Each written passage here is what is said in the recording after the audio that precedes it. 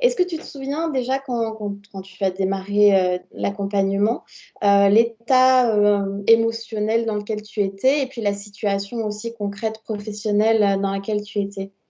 Mhm. L'état émotionnel, je pense que j'étais justement assez émotive et parce que un petit peu perdue. Alors la situation professionnelle, justement, je me souviens plus si j'avais déjà posé ma démission ou si j'allais le faire. En tout cas, j'avais déjà pris cette décision de quitter mon entreprise pour justement partir m'installer à l'étranger. Du coup, j'étais un peu dans une phase où je savais que ce que je faisais ne me convenait plus et qu'il fallait que je change. Donc, j'avais déjà pris cette décision, mais je ne savais pas pourquoi faire. Donc, Mm. c'est pour ça. C'était assez émotif parce que j'avais pris cette décision assez importante, mais j'étais perdue dans le sens où je ne savais pas quoi faire ensuite. Mm. Au niveau de la connaissance de toi, la connaissance des métiers vers lesquels tu pourrais aller, t'en étais où à ce moment-là? Est-ce que tu arrives à te souvenir un petit peu là où tu te trouvais?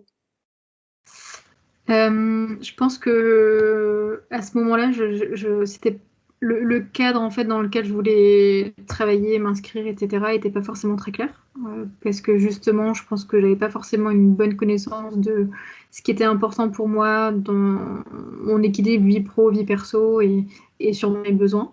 Mm. Euh, et après, sur les métiers que je pouvais faire, je savais un petit peu ce qui me plaisait, ce qui me plaisait moins. Donc, je commençais à voir ce que j'avais envie de faire, mais toujours avec cette idée de vouloir explorer aussi plusieurs choses. Ouais. Ça a été quoi les déclics marquants pour toi au fur et à mesure de l'accompagnement? Je pense qu'il y a quelques exercices qui ont créé quelques déclics, effectivement. Je pense que c'est surtout peut-être de m'autoriser à lâcher prise et de savoir dire non à quelque chose une carrière très linéaire, à m'autoriser à changer, à m'autoriser aussi à accepter cette notion un peu de slasher, de pouvoir vouloir faire plusieurs choses à la fois et dans des contextes différents, et c'est tout à fait bien de pouvoir faire ça aussi. Donc je dirais que c'est un peu ça les déclics, le lâcher prise et m'autoriser à explorer un peu plus. Super. Et du coup, aujourd'hui, comment tu qualifierais, comment tu te sens et comment tu te sens aussi pour les prochains mois, pour ce chamboulement, cette reconversion? Parle-moi un petit peu de ces étapes-là et de ton ressenti par rapport au début de l'accompagnement. Mhm. Aujourd'hui, je suis très sereine sur le choix que j'ai pris et sur les prochains mois aussi, parce que justement, je m'autorise aussi à explorer.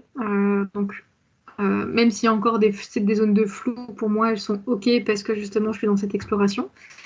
Euh, et donc, par rapport au début, où peut-être il y a 6 mois où je pouvais être encore un peu stressée sur mais qu'est-ce que je vais faire, avec qui, comment, etc. Aujourd'hui, je me pose un peu moins ces questions parce que justement, je me laisse un peu aller au fur et à mesure. Donc, maintenant que j'ai mon cadre, pour moi, c'est le plus important, c'est que j'ai le cadre qui existe. Je sais ce que j'ai envie de faire, ce que j'ai pas envie de faire et surtout comment j'ai envie de le faire, comment je vais organiser mes semaines, par exemple.